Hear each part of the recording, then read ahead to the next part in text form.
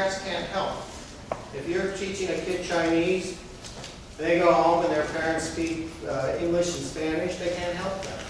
Whereas at least if they go home with a math problem, they might be able to help with homework. So all of those things together are the problems that push against your desire to do this.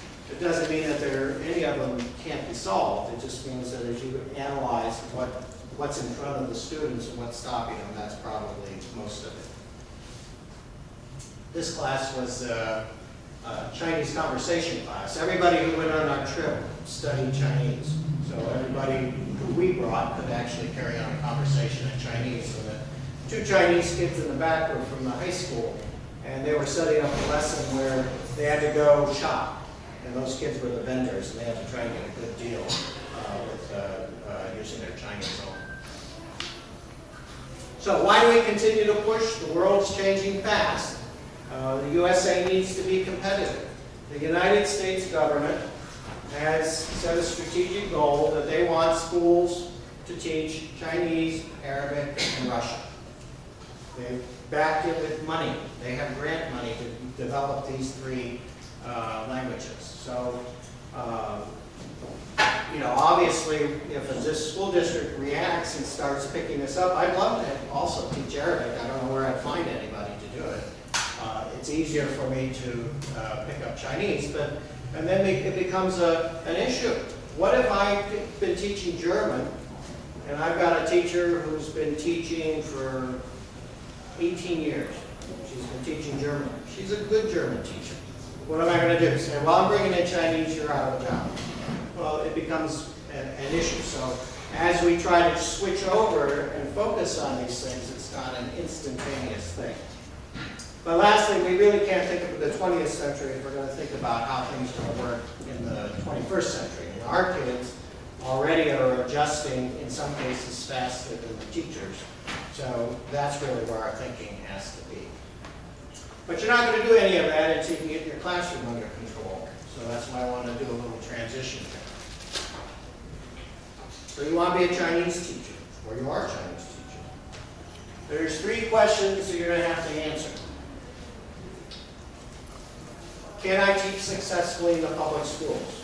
Most people might say, I think so, but I don't know. Because I heard some awful bad stories. Maybe if it's a certain type of school I can do it, and another type I can't. The second question would be, if I can't teach, will it be rewarding? Am I going to hate this job every day, every Sunday night? I'm going to start throwing up because I have to be in the classroom on Monday morning. I couldn't come up with that example out of my mind if it was really happening. Somebody asked me that once. I throw up on Sunday night because I have to go to class. Do you think that means I shouldn't be a teacher? It's a good indicator that maybe you don't like the work. It should be that you really want to go to school because you like the kids, because you really enjoy watching them to develop. If you're not getting any of that, it's probably a very, very bad job for you. And kids will figure you out real quick, but we'll get back into that.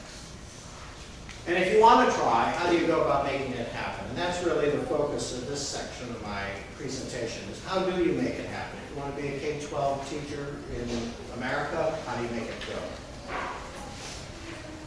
So the first thing I wanted to talk about is answer that question. What is a good teacher?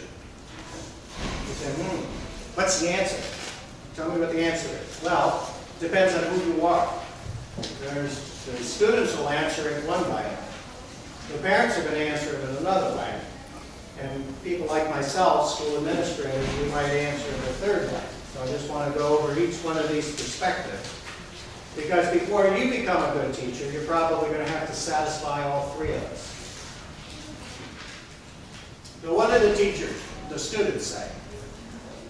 If you walk into the classroom, the first thing the students want to know, especially if they're teenagers, why are you here? Couldn't you get a job? Are you just passing through? We know we're boring. We know we're difficult to be with. We know that this isn't a nice job sometimes, so why do you want to do it? And they really want you to answer that question, or they'll start trying to figure you out. I mean, are you one of these people that, you know, you need students to fulfill your life, you know, like you're looking for friends? They'll figure it out real quick. And by the way, I must say here, I'm a little bit embarrassed for my gender. I got one gentleman in the back, and everybody else is female. Can't males teach Chinese? I was sitting there thinking about why that is. Even in American schools, of course at the elementary schools, most of the teachers are female. And when you get up to the middle school and the high school, it starts getting a little bit more even. But I made note of that.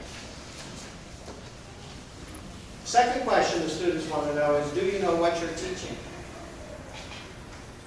And lastly, can you be trusted on it?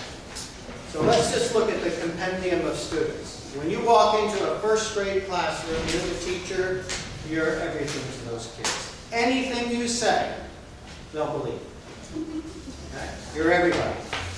And as you work all the way through up to high school, when you walk into the class, anything you say, they won't believe. Until they can trust you. And when I say that they want to trust you, it isn't really to say that if I'm going to trust that you know some Chinese, although they do want to know that you know your subject. If you're a physics teacher and you don't know any physics, they're going to, you know, it won't be too long. You're the nicest person in the world, but they're going to say you're not a good teacher. But the trust there really comes down to, especially with teenagers and middle school students.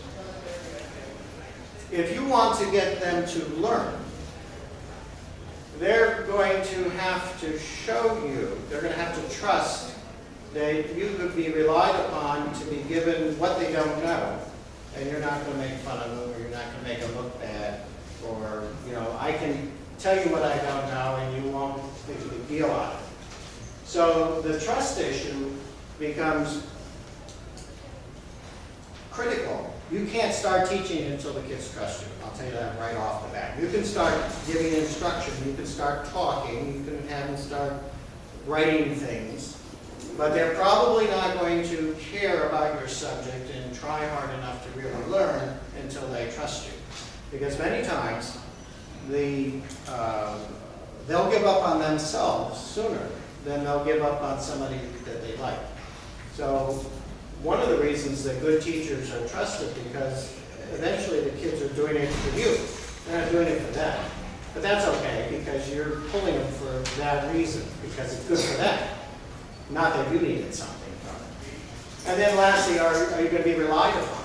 Are you going to be one of the teachers that they pour their guts out onto some assignment, and 3 weeks later you might give it back? They hate that. You know, I did the work. Give me something back. Tell me it was good. Tell me it was bad. But if you gave it to me and told me to care about it, then you should care about it enough to give it back to me on time and give me some good feedback. So if the teachers say, the students say somebody's a good teacher, usually they know exactly why that person's in the school building, what's their motivations. They know that you know your subject, and they know that you can be relied and trusted on. It doesn't mean they like you. There is a difference. I can trust somebody I don't like. It doesn't mean that they're going to make you feel good about yourself, but they'll trust you. You're their teacher, and you have to try and get there as soon as you can. Parents don't care about any of that, by the way. Parents want to know, do you know your subject? Are you good? If you're in Chinese, do you know Chinese? If you're a physics teacher, do you know physics? If you're a math teacher, do you know, can you handle math? They want to know, can you make your student learn and work? And what does that mean? For some parents, they want you to be their drill sergeant. Push them, push them. I push them, you push them harder. And then the kid right next to them, they're saying, don't push them so hard. You know, that's really not good for them. So now you've got 20 different parents with different understandings of what it means to learn and work, but they really want you to do something to motivate them.